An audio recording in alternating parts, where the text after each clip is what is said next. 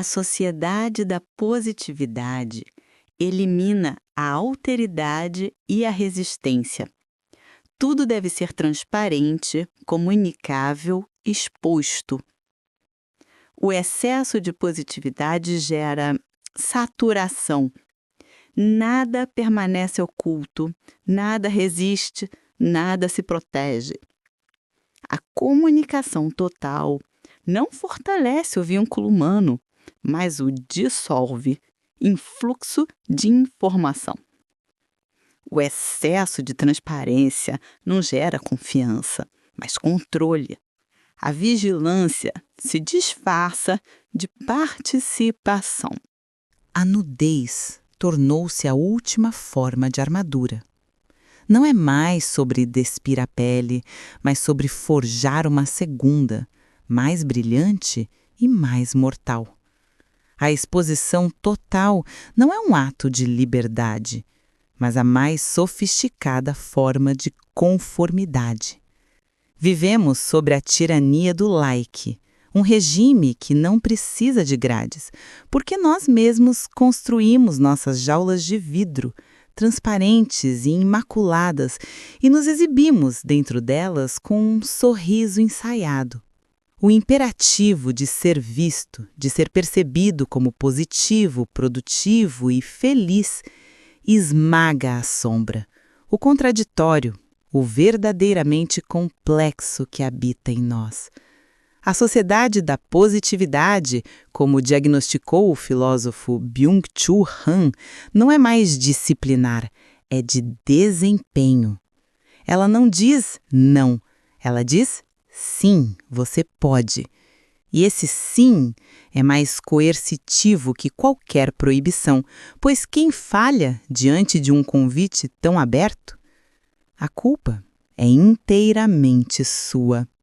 Nessa lógica perversa, a exposição deixa de ser uma escolha para se tornar uma obrigação para existir socialmente. O que não é comunicado, não é. O que não é compartilhado, morre. A alteridade, aquilo que é diferente, estranho, resistente à categorização fácil, é eliminada num banho de lexívia digital. Tudo deve ser legível, consumível e digestível. A vida torna-se um currículo, uma marca pessoal, um produto de prateleira infinita que clama por atenção. Esta lógica do império da exposição metastatizou-se para cada poro de nossa existência contemporânea.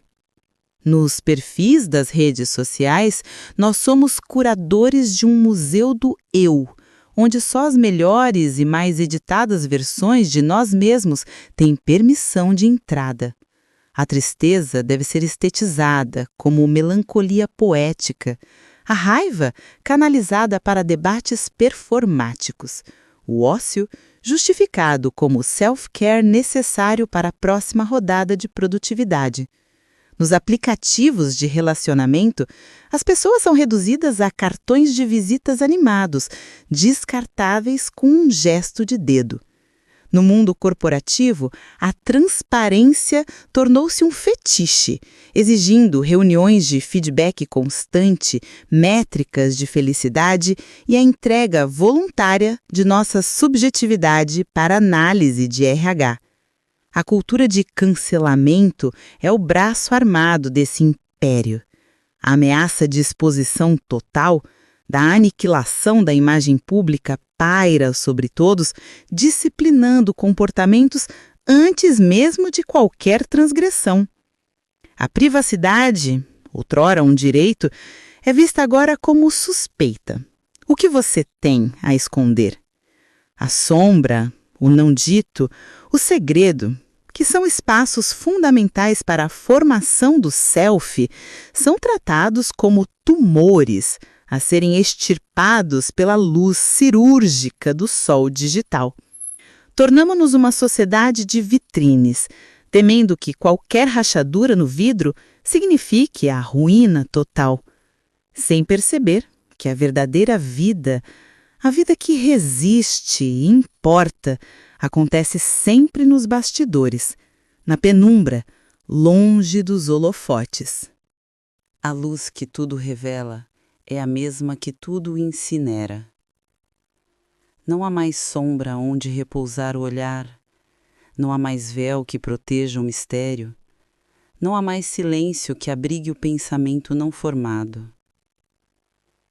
O imperativo da exposição total, esgotado em sua própria lógica, gera um ruído branco existencial, uma saturação de sentido que anestesia a alma. Quando tudo é dito, mostrado e compartilhado, nada é verdadeiramente ouvido, visto ou compreendido.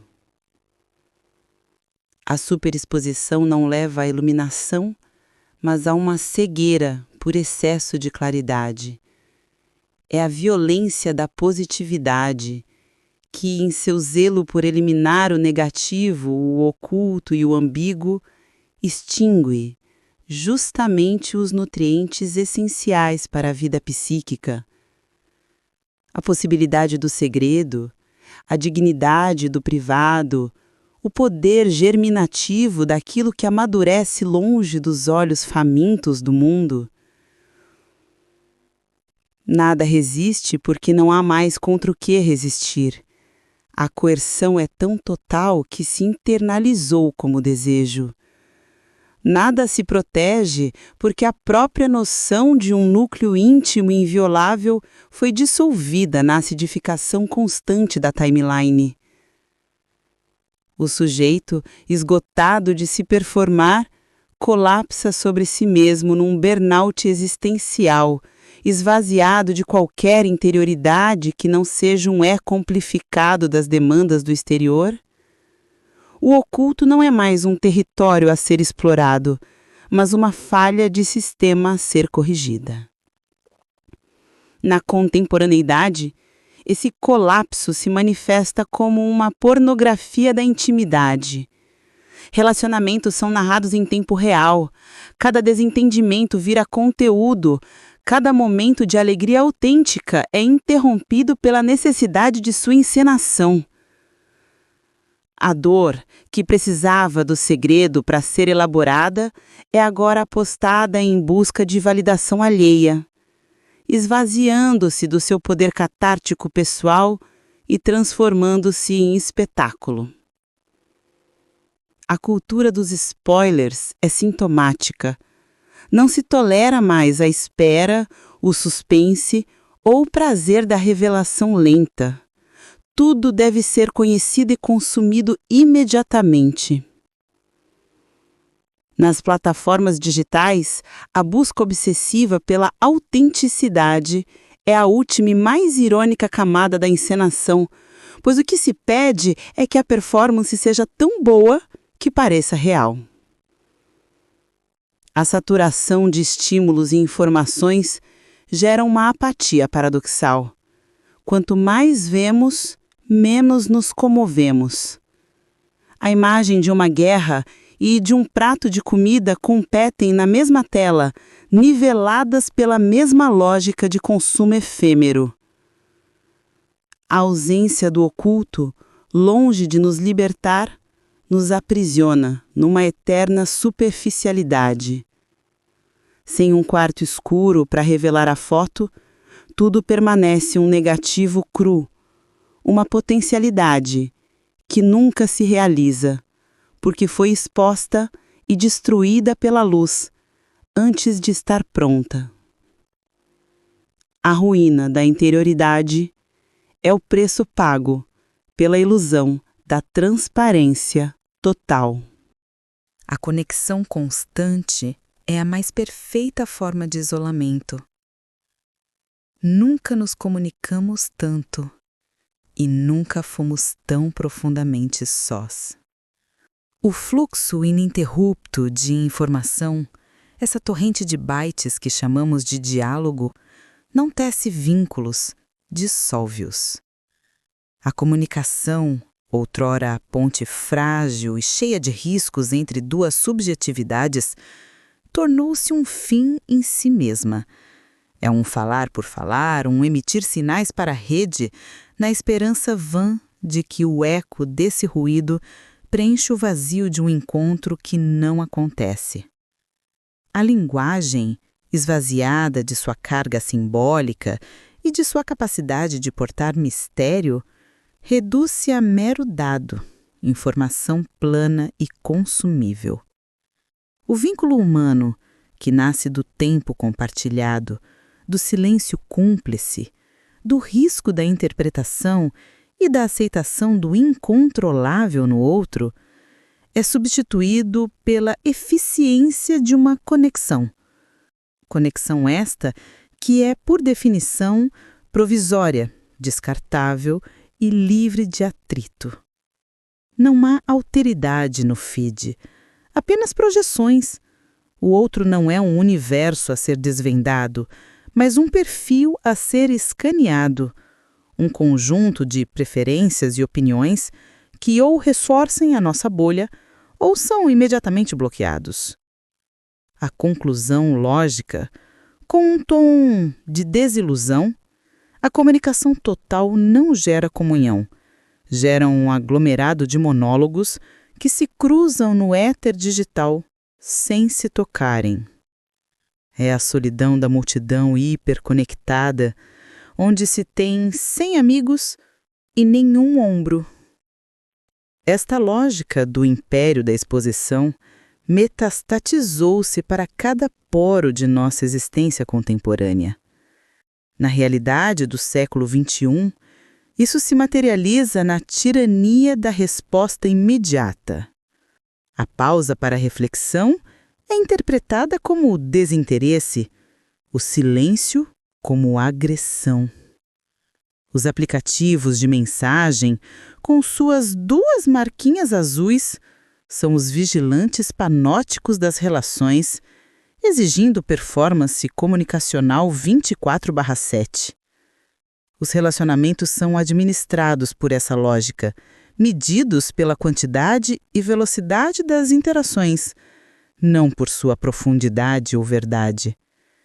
As discussões políticas e sociais, reduzidas a slogans e tweets, perdem toda a nuance, tornando-se apenas mais um conteúdo a ser engajado ou cancelado. A informação substitui a experiência. Em vez de sentarmos com a dor de um amigo, enviamos um meme solidário. Em vez do jantar que estende até tarde, temos a curtida rápida em uma foto do jantar. A palavra compartilhar foi sequestrada por essa lógica.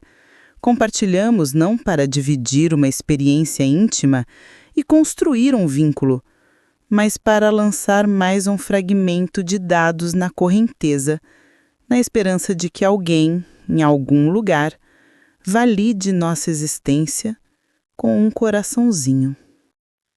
O vínculo autêntico, que é lento, delicado e muitas vezes doloroso, foi substituído pela adictiva e solitária dinâmica da informação sem vínculo. Estamos todos plugados e irremediavelmente sozinhos, confundindo a velocidade da transmissão de dados com a intimidade do encontro humano. A confiança tornou-se um produto que você compra entregando sua alma. Nós abrimos mão da privacidade não por coerção, mas por uma sedução perversa. A promessa de que seremos mais seguros, mais eficientes, mais vistos. A vigilância do século XXI não precisa mais de câmeras escondidas. Nós as carregamos nos bolsos. Nós as apontamos para nossos pratos, para nossos rostos, para nossos quartos. E o fazemos com um sorriso, chamando isso de conexão, de comunidade, de conveniência. Esta é a grande farsa. A vigilância vestiu a fantasia de confiança. Ela não se impõe mais com botas e cacetetes. Ela nos convida para uma festa, a qual não podemos nos recusar, e na entrada pede gentilmente nossos dados biométricos. A transparência total não gera confiança, porque a confiança genuína só pode florescer na possibilidade do oculto.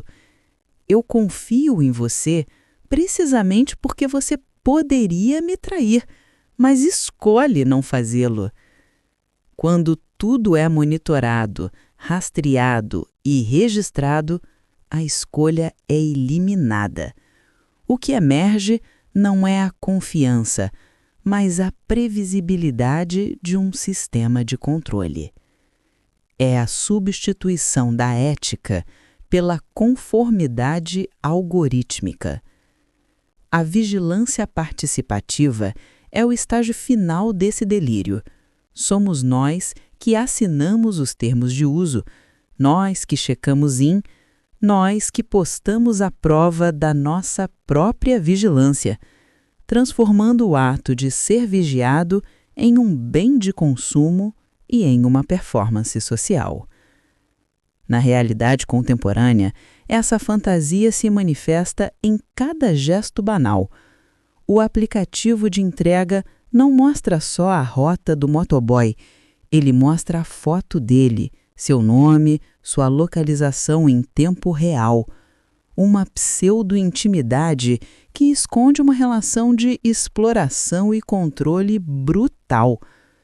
As redes sociais, sob o pretexto de personalizar sua experiência, nos convidam a preencher quizzes inócuos que, na verdade, são minas de ouro para a modelagem preditiva da nossa subjetividade. A lógica do social score chinês é apenas a versão mais explícita de um princípio que rege o Ocidente digital. Nossa credibilidade, nossa capacidade de empréstimo, nosso potencial como funcionários ou até como parceiros românticos são convertidos em métricas, calculados por sistemas opacos. A confiança interpessoal, arriscada e humana, é substituída pela segurança fria de uma pontuação.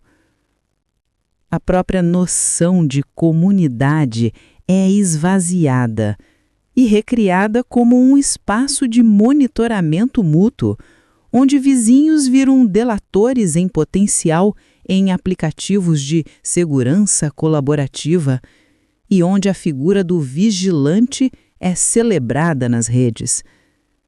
Confiamos mais no histórico de um motorista de app que nunca vimos do que no olho de um estranho na rua. Abrimos mão do direito ao segredo, ao erro, ao anonimato, pilares da liberdade humana, em troca de uma quente e falsa sensação de segurança, sem perceber que o maior perigo não está lá fora, na rua escura, mas dentro do dispositivo que ilumina nossos rostos ansiosos, vigiando cada um de nossos desejos.